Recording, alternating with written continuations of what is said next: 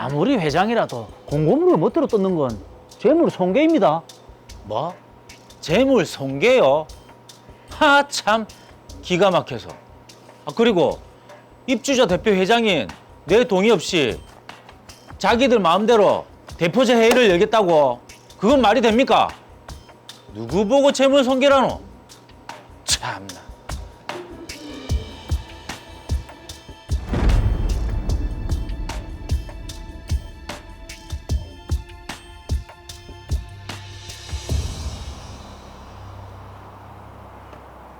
아침에 청소를 했다더만은 이게 뭐고? 관리를 제대로 안 하네, 관리를. 에휴.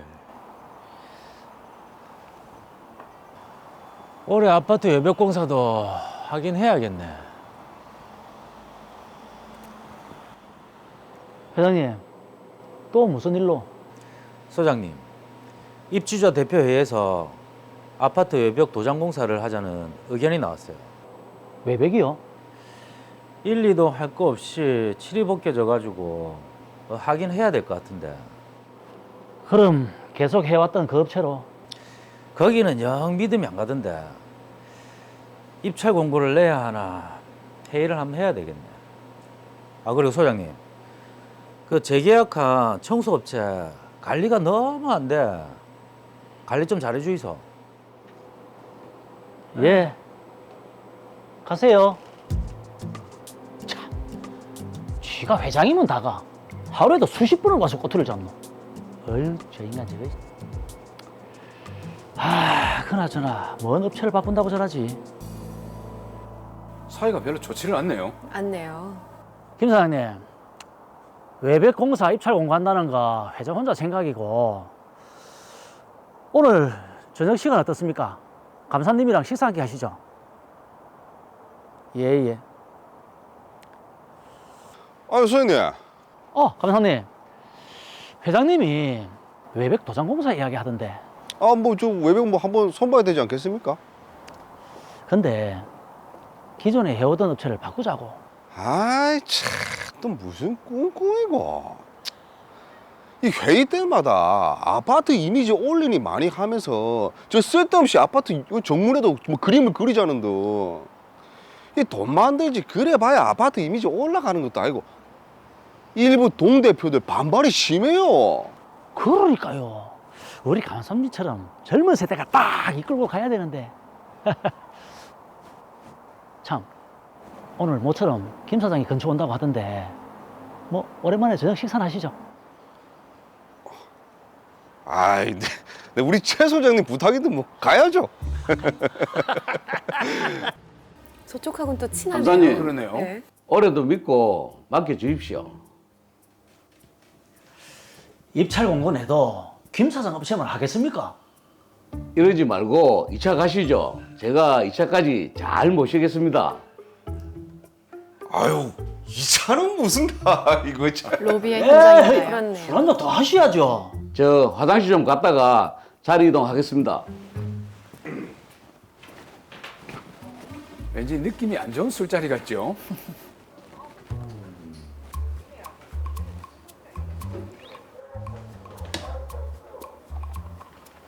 저 관리소장하고 감사 아이가?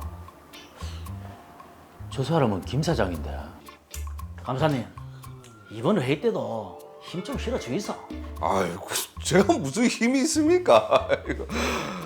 아, 그나저나, 근데 계속 해왔던 업체를 이 한 사람이 마음에 안 든다고 막 바꿀 수가 있나? 딱 제일 걸렸네요. 많이요. 동네에서 식사를 했나 봐요. 같은 동네. 2차 가시죠. 가시죠. 아이, 2차 안 가도 되는데. 가십시다. 참, 가십시다. 저는 괜찮은데. 아이,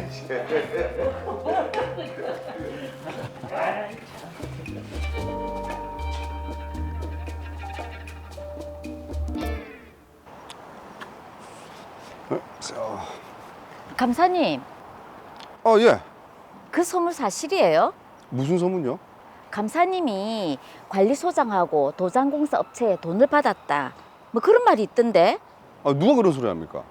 회장이 받다고 아파트에 소문이 쫙 났던데. 아이고. 아 진짜 감사합니다. 씨.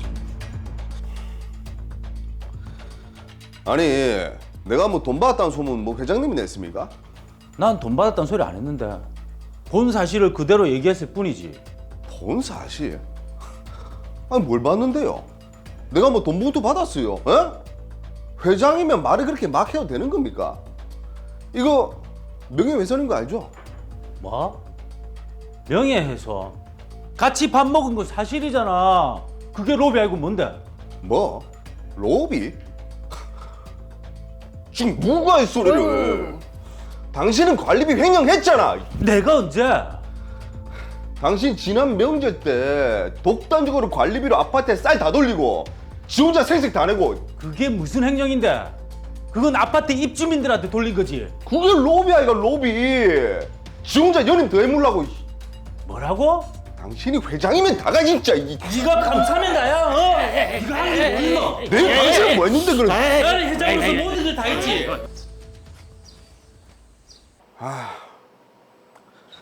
아이 이대로 안 되겠습니다. 아 그 지난번에는 그 뜻맞는 동대표들이랑 이 회장 회의만건 제출했는데 이 뭐 절차가 맞니 안 맞니 하면서 거절하는데 소장님 이 회장 회의만건으로 해가지고 입주자 대표회의 공고문에 그 게시 좀 해주십시오. 알겠습니다. 아 나 진짜 씨.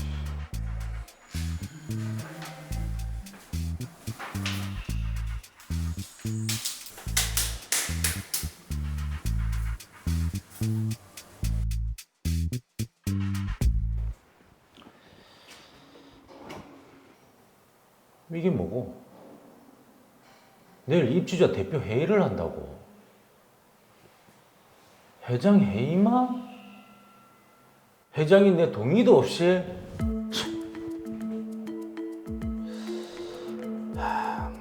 지금 시간이 늦었으니까는 이것부터 떼고 내일 이야기해야 되겠다. 진짜 내 이것들을 그냥.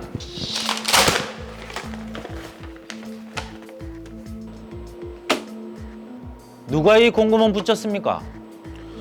아니 해임되기 싫어서 계속 피해 댕기는데 동대표들 얘기도 좀 들어보셔야죠.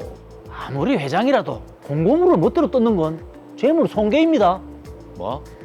재물 손괴요? 참나 기가 막혀서. 아 그리고 입주자 대표 회장인 내 동의 없이 자기들 마음대로 대표자 회의를 열겠다고? 그건 말이 됩니까? 누구 보고 재물 손괴라노? 참나. 진짜 자, 로이어 아파트에서 입주민들 사이에 다툼이 벌어졌네요. 그렇습니다. 이 입주자 대표 회장인 허민국 씨 입장에서는 좀 억울한 그런 부분도 있긴 있습니다. 일단 사건 정리부터 먼저 해보죠. 허민국 씨는 로이어 아파트 입주자 대표회의 회장인데요. 살기 좋은 아파트를 위해 열심이지만 감사인 김광민 씨와 몇몇 동대표들과 뜻이 맞지 않았습니다. 그런데 어느 날 관리사무소장이 김광민 씨의 요구에 따라 회장인 허민국 씨의 동의도 없이 입주자 대표회의 소집 공고문을 작성해 게시했는데요. 소집 안건은 바로 회장 해임 안건이었습니다. 이를 발견한 허민국 씨는 다른 입주자들이 보기 전에 공고문을 뜯어 제거했는데요. 김광민 씨와 관리소장은 회장이라도 공고문을 멋대로 뜯은 건 재물 손괴라며 고소하겠다라는 상황입니다. 자, 이게 무슨 선거 벽보도 아니고 아파트 게시판에 공고문 좀 떼었다고 이게 고소까지 할 일인가요? 박진수 변호사님은 어떻습니까? 네, 그렇게 생각할 수도 있을 것 같은데요. 네. 그런데 실제 아파트 공고문을 떼어내거나 가져가는 그런 행위를 한 입주민이 재물손괴죄로 처벌을 받는 경우가 종종 있습니다. 아, 그래요? 네, 입주자 대표회의가 있고 이를 반대하는 비상대책위원회가 별도로 있는 경우도 있고요. 네. 주민들 간의 분쟁이 많이 발생을 하고 있습니다. 이렇게 이해관계가 극명하게 대립을 하는 상황에서 고소도 남발하고 있습니다. 자, 그냥 생각할 때는 일반적인 벽보인데 이거를 뜯었다고 해서 재물 손괴죄까지 처벌을 받을 수도 있나요? 좀 과하긴 하네요. 예. 네, 뭐 벽보를 뜯는 행위가 이게 무슨 죄가 되느냐라고 생각하실 수도 있겠는데요. 이런 행위는 재물 손괴죄에 해당이 됩니다. 재물 손괴죄는 타인 소유의 재물, 문서 등을 손괴하거나 은닉하거나 다른 방법으로 그 효용을 해함으로써 성립하는데요. 여기서 문서의 효용을 해한다는 것은 문서를 본래의 사용 목적에 제공할 수 없게 하는 상태를 만드는 것은 물론 일시적으로 그것을 이용할 수 없는 상태로 만드는 것도 포함이 됩니다. 네. 그래서 부착된 공고문을 떼어내거나 가져가는 경우에 사람들에게 그 문서 내용을 알리고자 하는 그 문서의 효용을 해하는 행위이기 때문에 재물손괴죄에 해당한다고 할 수 있습니다. 와. 이야, 이게 지금 함부로 대자보, 현수막 이런 걸 그냥 막 떼어내는 행위도 처벌받을 수 있는 거네요. 네. 뭐 누가 고소를 안 해서 형사처벌이 안 되셨을 수는 있는데 그런 행위를 한 것에 대해서 고소가 있게 돼서 증거가 있다면 네. 처벌될 수 있기 때문에 유의하셔야 되겠습니다. 오늘 또 하나 배웠습니다. 자, 그러면 고소를 하면 이게 무조건 다 처벌을 받습니까? 그렇지는 않습니다. 공고문을 뜯는 행위가 그 상황에서 어쩔 수 없는 행위였다라고 인정이 된다면 정당 행위로 보아서 위법성이 조각된다고 하는데요. 네. 위법하지 않게 돼서 또 무죄가 될 수도 있습니다. 네. 자, 공고문을 뜯은 게 정당 행위라면 재물 손괴가 아니다. 좀 자세히 좀 설명해 주세요. 네, 어떤 행위가 범죄 성립의 구성 요건에 해당이 된다 하더라도 그 행위가 위법하다고 평가될 만한 것인지를 살펴보아야 되는데요. 네. 우리가 말하는 위법성이라는 개념이 있어요. 네네. 그것은 이제 법 질서 전체의 관점에서 보았을 때 부정적이다라고 판단될 만한 것이어야 한다는 것인데요. 네. 위법성이 없는 행위라면 처벌할 수가 없습니다. 이 사건에서 공고문을 뜯어낸 행위가 그 상황에서 그 행위를 한 것이 과연 위법성이 없게 되는 정당 행위인지를 살펴보면 이 사건이 위법성이 있어서 처벌이 될 만한 손괴죄인지 아닌지를 또 판단할 수 있겠습니다. 자, 재물 손괴에 해당을 하는 것 같은데 이게 정당 행위가 될 수 있다면 또 무죄가 될 수 있다. 그렇죠. 라고 하셨는데 네. 자, 이 사건에서는 그럼 어떤 것을 따져보고 판단해야 될까요? 네, 우리 형법의 제20조 정당 행위에서는 사회상규에 위반되지 아니하는 행위는 벌하지 아니한다라고 규정되어 있습니다.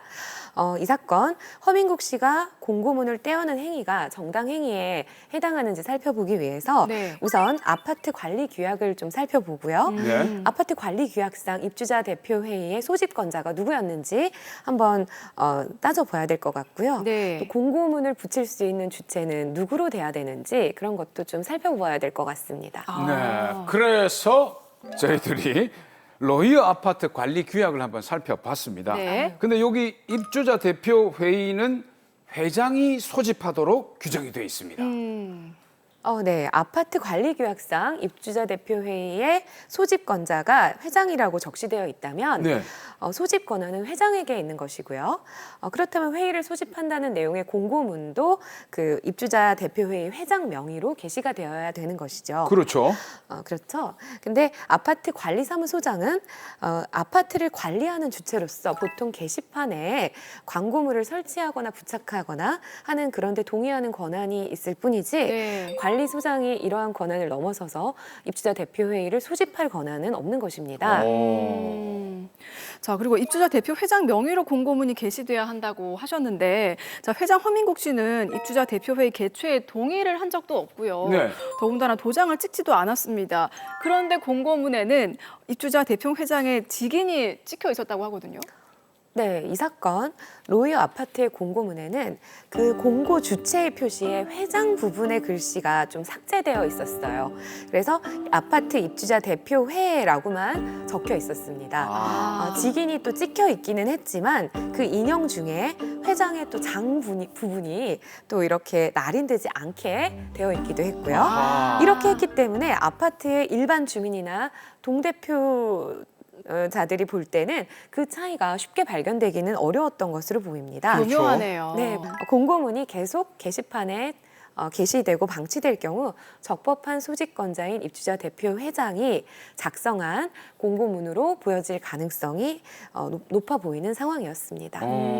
그러면 그 공고문이 이제 진짜인 줄 알고 동 대표들의 회의에 참석했을 가능성이 높겠네요. 그렇습니다. 동대표들이 해당 일시에 입주자 대표 회의에 참석할 수 있는 그런 충분한 상황이었습니다. 네. 회장 직인을 부정하게 사용을 했는데 그러한 부분으로도 또 인장이나 사문서 위조에 관련된 인장이나 뭐 문서의 죄로 고소할 수도 있을 것으로 보입니다. 그럼 이게 허민국 씨가 공고문을 떼어낸 행위는 위법성이 조각되는 정당행위다. 네. 이렇다면 재물손괴도 성립이 안 되는 거네요. 네, 이 사안은 정당 행위로 위법성이 없어서 재물손괴로 인정되지는 않을 것 같습니다.